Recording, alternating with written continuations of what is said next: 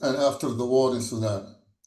I am actually going to talk about the experience of University of Khartoum and the National E-Learning Ecosystem Initiative by the Association of Sudanese Universities. And also there is an additional part I'm going to talk about it at the end, which is efforts of the diaspora, how the diaspora can actually help in this issue, which is teaching continuity during and after the war.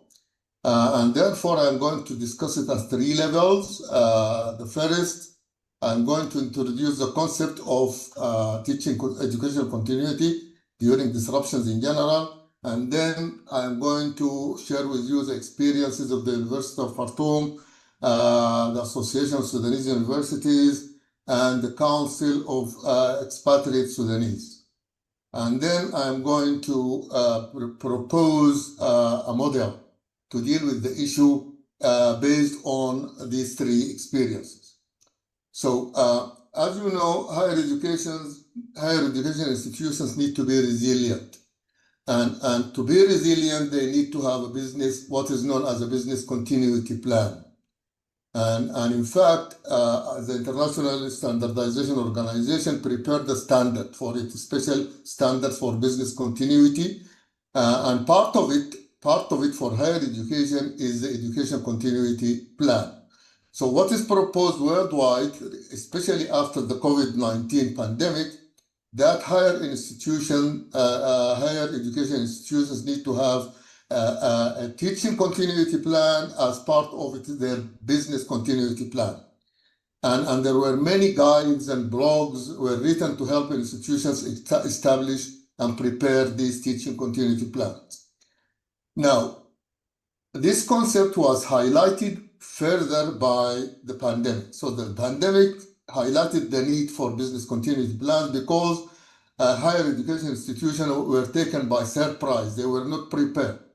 And they were actually exposed. When they were asked to teach online, many issues surfaced and many shortages were identified.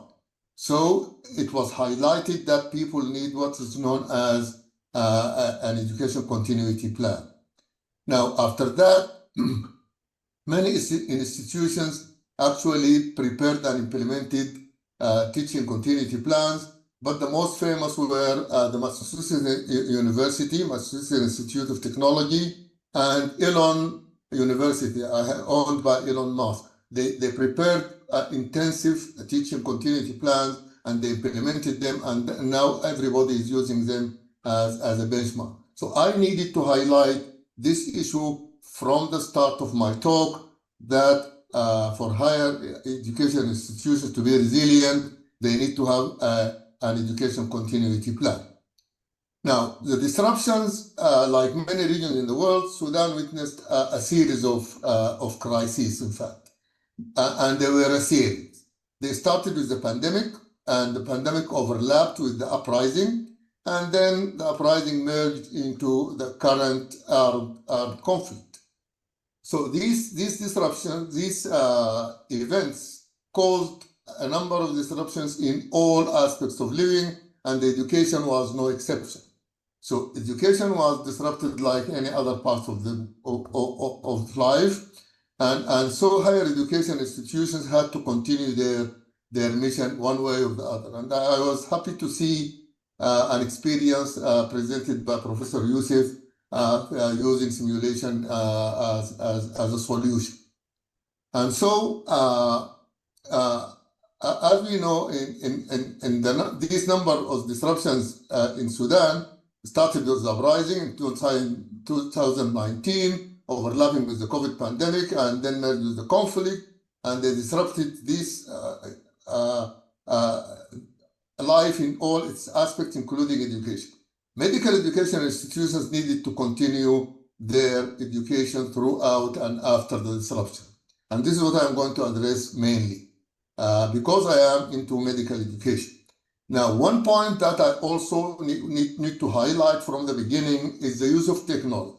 Technology played a substantial role in teaching continuity, and this has to be highlighted from the beginning so that when I propose my model at the end, technology is part and parcel of that model.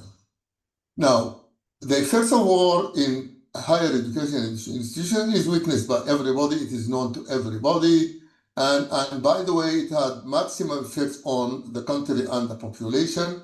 Over 90% of students and faculty were displaced, whether displaced internally or externally. And the infrastructural loss is witnessed in social media. Everybody saw it. There is massive infrastructure loss in the universities, and general services also added to the disruption. I mean, the electricity, the water, and the internet, and all of that. This disruption also caused difficulty in education, and therefore operations, including teaching and learning and administrative issues, and all of them became fragmented, and access was very difficult. So academic and administrative paralysis took place, and this was very beautifully documented by many authors. There are many papers written on the extent of destruction and disruption that affected higher education. This was the background. Now, what am I reporting now? I am reporting the educational institutions were actually forced to apply some long ignored principles.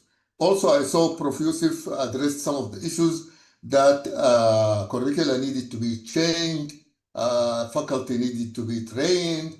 So they were forced to apply some long ignored principles, including student-centeredness and to tap on 21st century skills, especially digital literacy. They needed to check how literate both students and teachers are, and to actually train them on the effective utilization of technology. And this necessitated a long ignored principle, which is digital transformation. So higher education institutions ignored for quite some time the need for transforming their use of educational technology, and now it became necessary to actually resort to this digital transformation issue.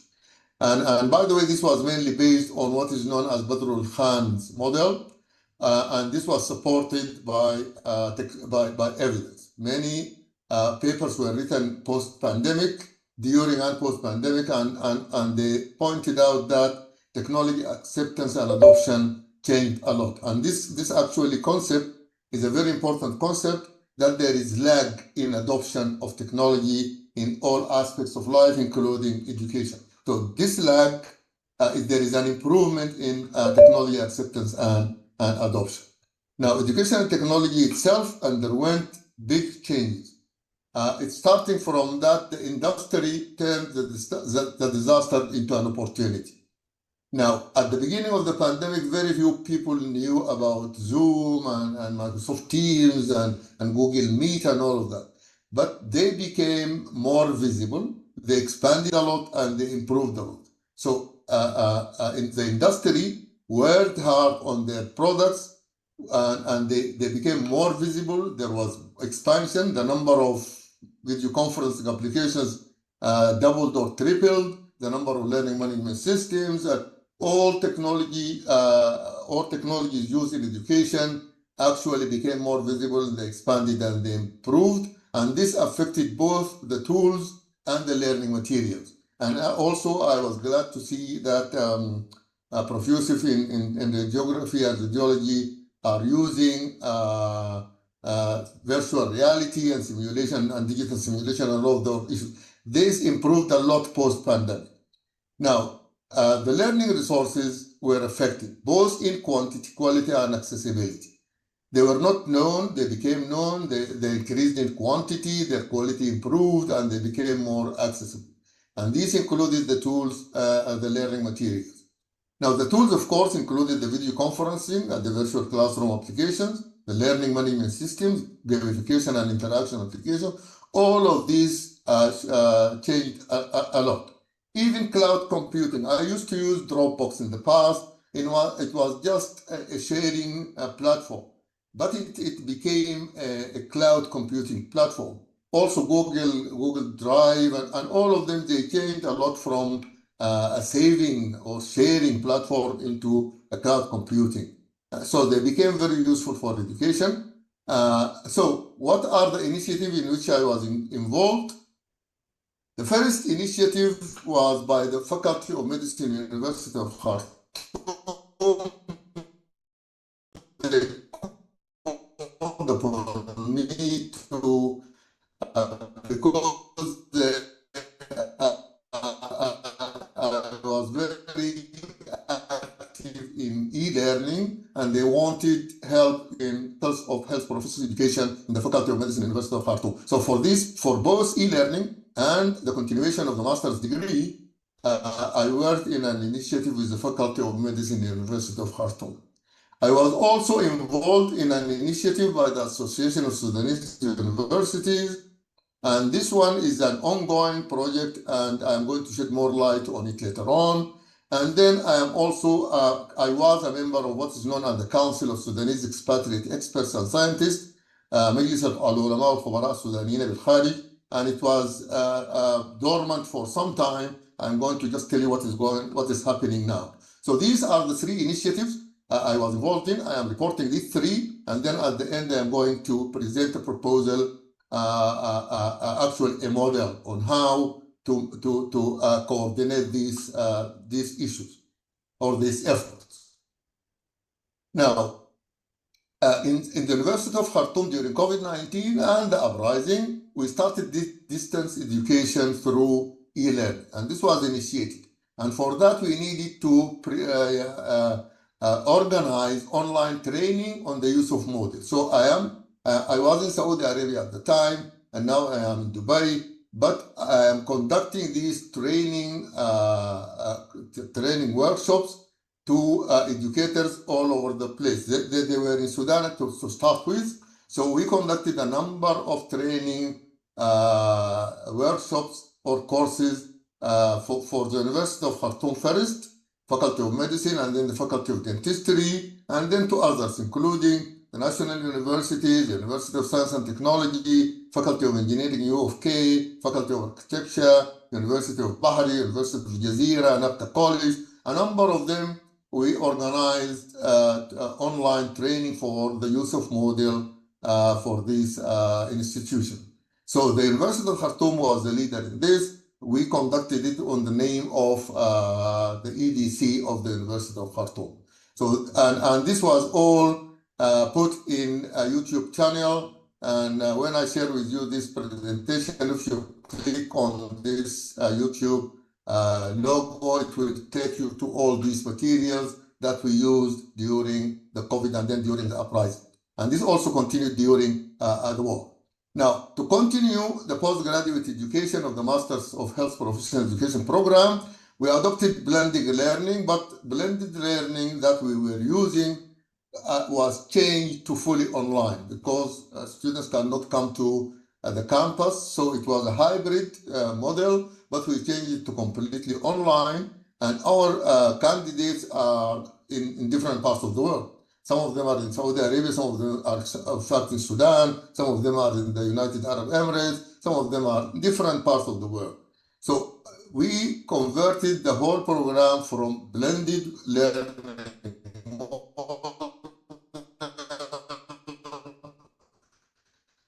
to online. And then Zoom, we used WhatsApp, Telegram, our mission in this Master of Health Professional Education program. And actually, we spent now about 1.5 years doing that. Now, we also adopted some techniques or approaches that were not used in the past, including the open book exams and the long duration exams and all of those approaches that were not used in the past. We used them. We also used our alumni, the previous graduates from the master's degree. We used them for facilitation and peer mentoring.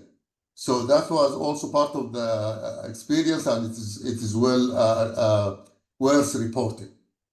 Now, the third initiative, this is regarding the University of Khartoum EDC, two actually projects, but one initiative, an e-learning initiative.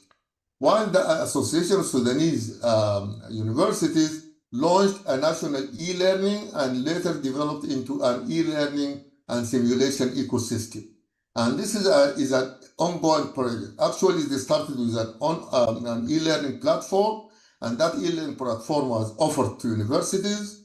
They hosted them in the ASU website, and they provided training for them. And then they started the simulation, practical simulation addition to the project to complete the ecosystem of e-learning and simulation. And this is what I mentioned when I listened to the comment of Haitham and Professor Yusuf. So actually we have medical simulation, including simulation for radiology and radiography, because one of our members is actually a radiography educator. So as part of this simulation ecosystem, we are planning to introduce simulation and offer it at the national level. So what you mentioned and what Haitham mentioned will be can be beautifully fit into this project of the Association of Sudanese Universities. We used mobile labs and tablets, and actually all of these mobile labs, tablets, servers, solar UPS. This is an initiative. We started making some focal points in outside Khartoum. So we started with 3 labs, and these 3 labs with servers, solar UPS, and tablets and computers and all of that. And students can go to these focal points and actually continue with their education. So this is part of the project. We started with 3, and it is now moving forward as part of the overall project. Now, of course, we identified the need for faculty and student training programs, and it is part of the initiative of this national response. And also a national governance framework is in development, and that includes rebuilding education, general education and university education as a national digital governance framework. I'm going to shed light on that at the end. Now, so the ASU have the e-learning project, they have the simulation and virtual lab project, and then they have this comprehensive reviving education project that includes the above mentioned 2 projects. So this is the ASU initiative I am reporting. Now, with regards to the council, the use of diaspora, the Council of Sudanese Experts and Scientists Abroad, now there are efforts to reactivate this council. And this council, by the way, was established in 2017, and it worked for about 3 years. Then it stopped working because of what is happening in Sudan. And so now a group of the members of the council came together and said we need to put up a project to reactivate this council.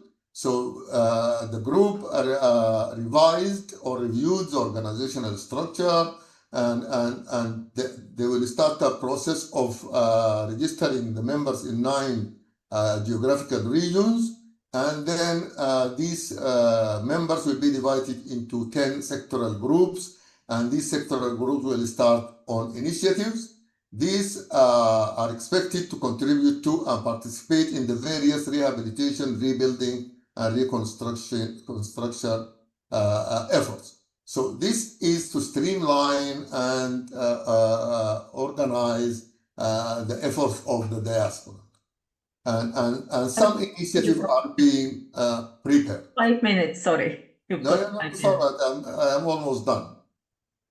Because now this is what happened. I was engaged and involved in 3 projects or initiatives. And based on the results of analysis of what we did, we are now proposing a model.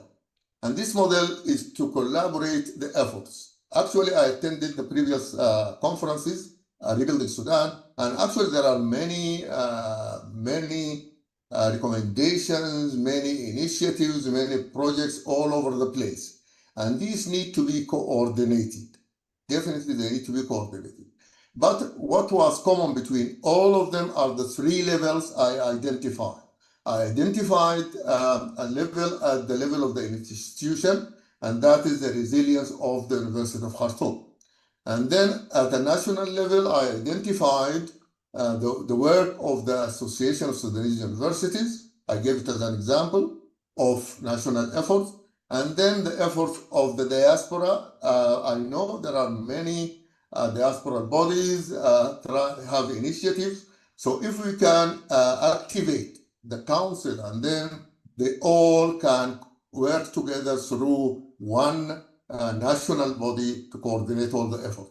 So as you know, to summarize first, education in crisis contexts it promotes resilience and psychosocial stability. So we need to pay attention to that. And then this is what I was talking about. The coordination and long-term strategies are very important. And so education continuity planning is an essential component, and digital transformation is also mandatory. And based on the three responses outlined above, a model for transformative resilience is proposed. And so it is called transformative resilience through institutions, alignment, and diaspora. And we call this the triad. So it is based on institutional resilience, continuity plans and teams, digital transformation, and attendance to mental health. So these are the three main components that will contribute to this institutional resilience component.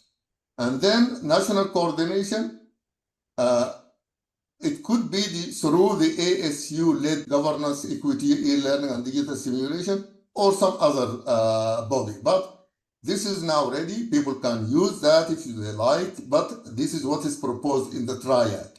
We need alignment and coordination. And then the diaspora engagement, and this is sort of the provision of consultation, engagement in teaching and training, contributing to funding and implementation efforts. So diaspora need to be engaged in these efforts, and this can be done through this triad, which includes institutional resilience, national coordination, and the diaspora. And this is how it looks like. And actually, it is reported in my paper in the book Rebuilding Sudan. Thank you very much.